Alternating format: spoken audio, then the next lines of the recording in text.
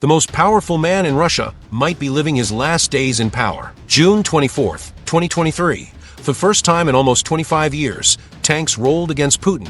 Not for him. Prigozhin's rebellion lasted only 24 hours, but it shattered the myth of the Russian leader's invincibility. Now, in August 2025, multiple sources say the inner circle is closing in. The Russian economy is collapsing, over 1 million soldiers have been lost, and rumors of a military coup are echoing through the corridors of power. Maybe the question is no longer if Putin will fall, but when. Imagine waking up in a country where you were promised a 3-day special military operation, but now you're entering the 4th year of a conflict bleeding your nation dry. That's the reality millions of Russians face today, watching their country turn into something unrecognizable. When Putin ordered what he called a special military operation back in February 2022, Kremlin strategists sold the idea of a quick, glorious victory. The official narrative painted Ukraine as a Western puppet state, unable to resist Russian military power for more than a few weeks. Today, more than 3 years later, that same Ukraine isn't just holding on, it's counterattacking with an efficiency that surprises even seasoned military analysts. The transformation of Russian society during this period has been deep and irreversible. The country that started this war with strong financial reserves and a relatively stable economy now faces a completely different reality. The streets of Moscow and St. Petersburg may look normal to a casual observer, but under the surface, tensions are boiling like magma, ready to erupt. The numbers tell a story no propaganda can fully hide. According to the Center for Strategic and International Studies, Russia is rapidly approaching 1 million casualties, a figure including dead, wounded, and missing, by summer 2025. To put that in perspective, that's more losses than the Soviet Union suffered in the first 2 years of World War II. These aren't just cold statistics in government reports. Each number means a shattered family, an impoverished community, a future cut short. Across small towns in Russia, especially in poor regions of Siberia and the Far East, cemeteries are filling up with gravestones of young men who left with promises of coming back in just a few weeks. The frantic recruitment drive has turned into a hungry machine devouring 30 to 35,000 men every month. To keep that unsustainable pace, Moscow has had to resort to increasingly desperate measures. Convicted criminals are offered full pardons in exchange for military service. Enlistment bonuses have skyrocketed to insane levels, from 400,000 to 2 million rubles, sums that represent decades of wages in many Russian regions. But even with these tempting offers, the volunteer pool is drying up fast. Entire families have emigrated to avoid conscription. Young professionals have fled to neighboring countries. What's left is a poorer, more desperate population, forced to trade their sons' lives for money that can't even keep up with runaway inflation. On the surface, Russia's economic numbers might look stable, even positive. GDP shows growth. The ruble is relatively steady, and the Kremlin's propaganda machine brags about the resilience of the Russian economy against Western sanctions. But that story hides a much darker truth. Russia's economy in 2025 is basically split into 2 parallel worlds that barely interact. On one side, you've got the war economy, fueled by massive government contracts, weapons production at full throttle, and big payouts to soldiers and their families. This artificial sector creates the illusion of prosperity and full employment, inflating official growth stats. On the other side is the civilian economy, the real world ordinary Russians live in. Here, inflation eats away at wages, basic goods vanish from store shelves, and small businesses shut down one after another. Independent economists say Russia's civilian production has shrunk by around 10% since the war began, but this collapse is hidden by the artificial boom in the military sector. To grasp the scale of this distortion,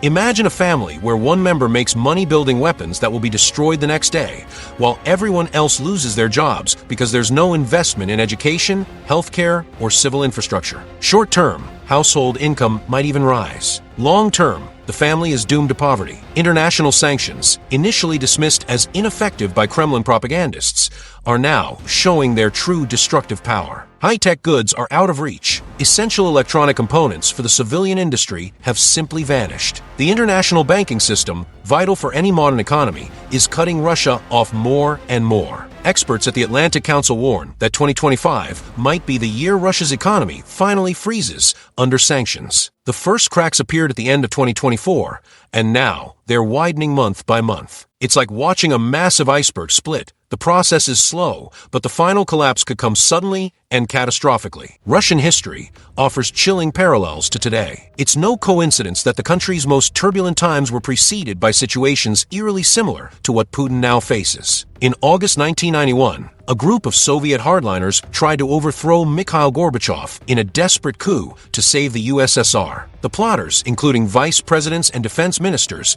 believed they could roll back reforms and restore centralized control. The coup lasted only 3 days, but the fallout was monumental. Instead of saving the USSR, the failed coup sped up its total collapse within months. The lesson is clear. Failed coups don't strengthen authoritarian regimes, they expose their weakness and hasten their downfall. The 1991 attempt revealed the emperor had no clothes, that the institutions were hollow, and that the fear holding the system together had vanished. 2 years later, in October 1993, Boris Yeltsin faced a constitutional crisis that nearly toppled Russia's young democracy. Parliament tried to depose Yeltsin, who responded with tanks on the streets of Moscow, literally shelling the Russian parliament building. This event, known as Black October, set dangerous precedents for using military force in internal political disputes. Yeltsin won that battle, but at huge cost. Political violence was normalized. The separation of powers was destroyed. Authoritarian presidentialism became the norm. In many ways, the seeds of Putin's system were planted in 1993. More recently,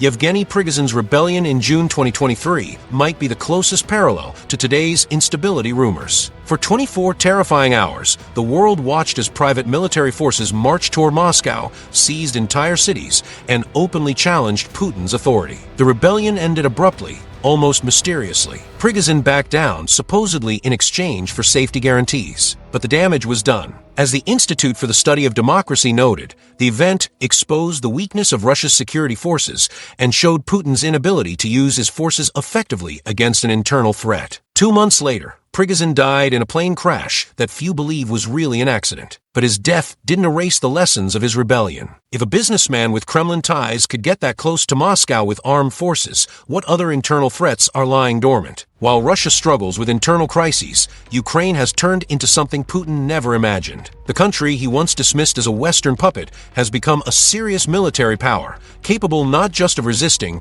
but of striking back with devastating efficiency. Ukrainian drone attacks have become a recurring nightmare for Russia's leadership. Oil refineries, power plants, military airfields, even government buildings in Moscow are no longer safe. Every explosion on Russian soil delivers not just material damage, but psychological shock, reminding citizens their government can't shield them from the fallout of its own actions. The most dramatic moment came when Ukrainian drones hit targets right in central Moscow, something unthinkable at the start of the war. For Russians fed on propaganda about military superiority, those images were deeply disturbing. How could a special military operation against a supposedly weak opponent lead to strikes on Russia's own capital? The Kerch Bridge, symbol of Crimea's annexation and Putin's personal pride project, has been attacked multiple times. Each hit not only disrupts logistics, but publicly humiliates the regime. The bridge had been paraded as untouchable, a symbol of Russian power. Seeing it repeatedly damaged by Ukrainian extremists has shredded the Kremlin's carefully built myth of invincibility. Even more important, Ukraine has shown surprising adaptability and military innovation. Its forces learned to creatively use Western tech, developed effective asymmetric tactics, and kept morale high even under crushing pressure. This isn't the desperate resistance of a doomed state. It's the determined defense of a nation that believes in its cause and sees victory ahead. Behind Moscow's imposing government buildings, worrying signs of instability are multiplying. Senior officials are privately questioning how sustainable the war really is. Oligarchs, once loyal pillars of the regime, are openly uneasy about the country's economic direction. Russia's security services, usually Putin's most reliable pillar, are under unprecedented strain. The FSB, heir to the Soviet KGB, is being forced to crush growing domestic dissent while also countering increasingly sophisticated external threats. This double burden is stretching resources and testing loyalty in ways not seen since the 1990s. One unsettling theory floating among intelligence analysts is that some coup rumors are being deliberately planted by the FSB itself. This tactic, known as controlled provocation, would let them identify potential dissidents before they become real threats. Any officials or military officers showing interest in or sympathy for the rumors could be tagged for tighter surveillance or preemptive removal.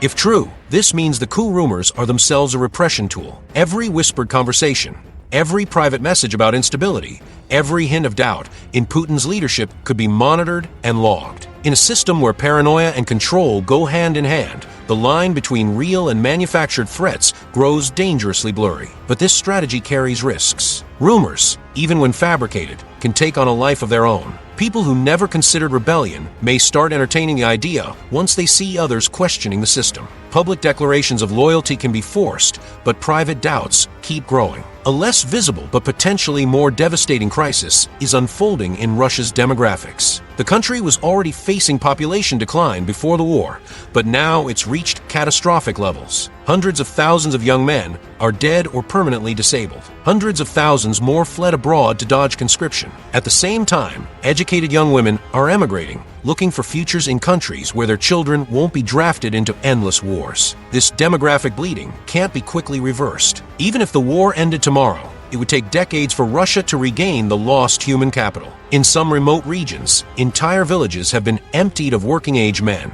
Schools are closing for lack of students. Local businesses are vanishing for lack of workers. The government is desperately trying to compensate with birth rate programs and controlled immigration. Families are being offered big financial incentives to have more kids. Migrant workers from Central Asia are being imported in larger numbers. But these measures are nowhere near enough to offset such deep demographic losses. As Russia isolates itself from the global economy, other countries are moving in to fill the gaps. China, supposedly Moscow's ally, is striking energy deals increasingly tilted in Beijing's favor. Central Asian states are diversifying partnerships, cutting reliance on Moscow. Even traditional Russian partners are seeking alternatives. The global energy market, where Russia once had outsized influence, is being permanently reshaped. European countries have accelerated their shift to renewables. New LNG suppliers have emerged. Oil routes have been redirected. By the time this war ends, Russia will find many of its old customers have permanently moved on.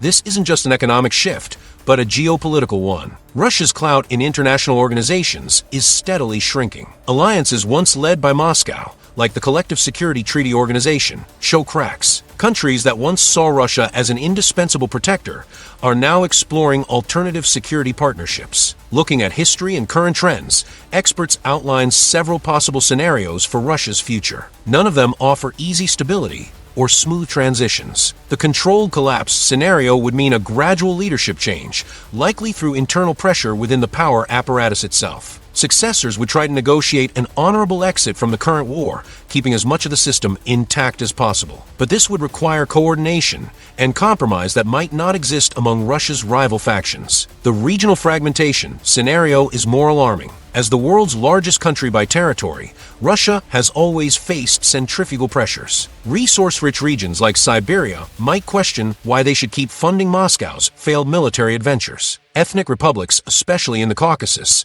could seize central weakness to demand autonomy or outright independence. The most dangerous scenario is authoritarian radicalization. Faced with growing pressure, Putin or his successors could double down, escalating both internal repression and external aggression. This wouldn't lead to stability, but to deeper isolation and eventual implosion, though not before inflicting massive damage on Russia and its neighbors. One decisive factor for any major political shift in Russia will be the stance of the armed forces. Historically, Russian military leaders stayed relatively out of domestic politics, focusing on external security. But this war has forced huge changes in that balance. Top officers are watching their forces get ground down in a campaign with no clear goals or timeline.